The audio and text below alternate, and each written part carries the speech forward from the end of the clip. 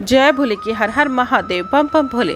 आज मैं आपको सुख सागर श्रीमद् भगवत कथा प्रथम स्कंद का 18वां अध्याय सुना रही हूँ। सुनिए। इस अष्टदश में नृपपति खेलन गए अहेर, ऋषि शमी के कंठ में दिया मृतिक अहिगेर। शाप परीक्षित को दिया श्रृंगी ऋषि ने आए, ऋषि शमीक ने मरण की दीनी खबर पठाए।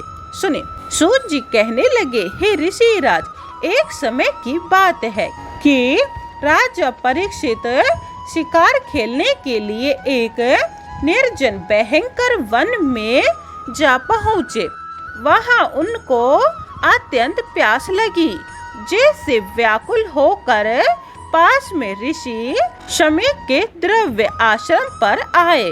ऋषि राज शमीक उस समय परमेश्वर के ध्यान में लीन हुए, नेत्र बंद कर बैठे हुए थे। उन्हें यह क्या अनुभव था कि राजा प्यास से व्याकुल हुआ हमारे आश्रम पर आए हैं। राजा परीक्षित ने वहां बैठकर कुछ देर तक आस लगाई कि कब इनका ध्यान पूर्ण होगा और मैं जल पाकर तृप्त होऊंगा। किंतु शमीक ऋषि का परमेश्वर से ध्यान हटना व हटाना साधारण नहीं था। लाचार होकर राजा वहां से क्रोध हुए लौटे तथा पास में पड़े हुए मृतक सांप को देखकर उसे धनुष के अग्रभाग से उठाया और उन ऋषि के गले में डाल दिया। पुनः आप घोड़े पर आरूढ़ होकर उस आश्रम से अपने महलों की ओर चल पड़े। शिकार न मिलने के कारण तथा जल तृष्णा से कातर राजा परीक्षित आगे चलता हुआ विचार करने लगा, हे देव, मैंने यह अच्छा नहीं किया जो कि मरा हुआ सांप शमीक के गले में डाला। उनका अपराध ही क्या था? वे तो परमेश्वर के ध्यान में मग्न हुए बैठे थे। मेरे आगमन को वे क्या जान सकते थे? इस प्रकार से कल्पना करता हुआ फिर राजा अपने स्थान पर आया। वहां पर किसी बालक ने आश्रम में ऋषि शमीक को देखा कि वे मृतक सर्प को गले में पहने हुए बैठे हैं। शीघ्र ही वह दौड़ता हुआ उनके प्रिय पुत्र श्रृंगी ऋषि के पास आया और उन्हें प्रणाम कर बोला, हे तपोधन, आप यहाँ आनंद से बैठे हैं और वहाँ पर आपके पिता मृतक सांप को अपने गले में पहन भगवत ध्यान कर रहे हैं। यह न जाने किसने ऐसा अपमान किया है।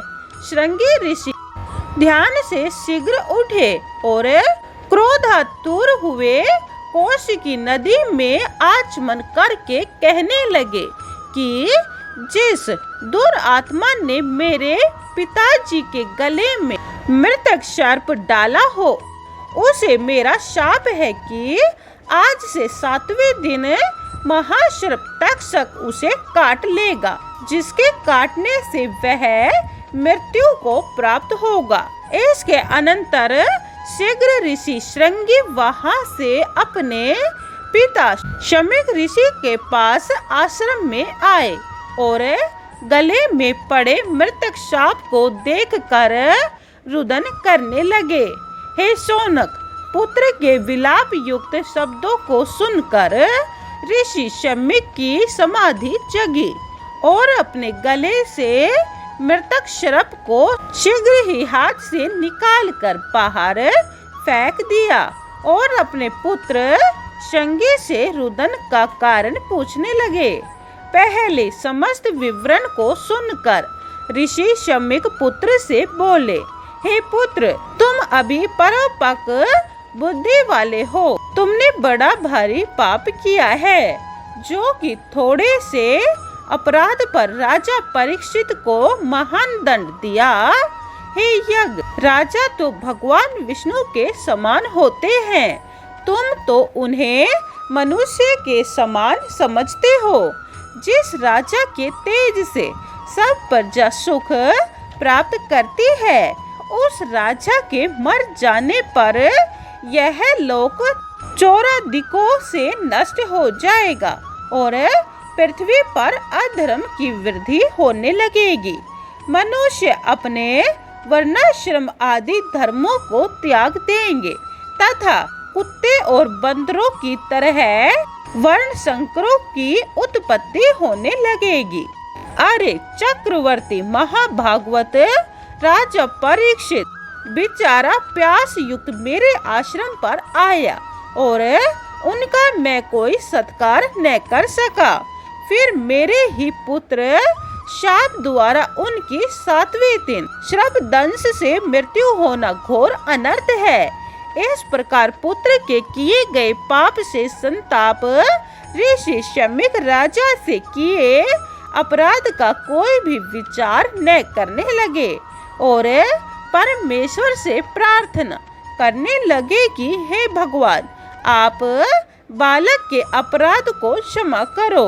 इसने बिना विचारे ऐसा घोर पाप किया है जिससे समस्त प्रजा ही प्राय नष्ट हो जाएगी। इतना कहने के अनंतर ऋषि शमीक और कहने लगे, यदि राजा परीक्षित ऐसे घोर शाप को सुन पाएंगे तो इस अपराध का बदला अपने शाप द्वारा मेरे पुत्र को देकर उसे पाप मुक्त कर सकते हैं, किंतु समर्थवान होते हुए भी ऐसा करना अपना उचित कर्तव्य नहीं समझते। अब उन्हें इस शाप का हाल कहला भेजना चाहिए जिससे वह धर्मात्मा राजा अपनी मुक्ति का कोई साधन सोच लेवे।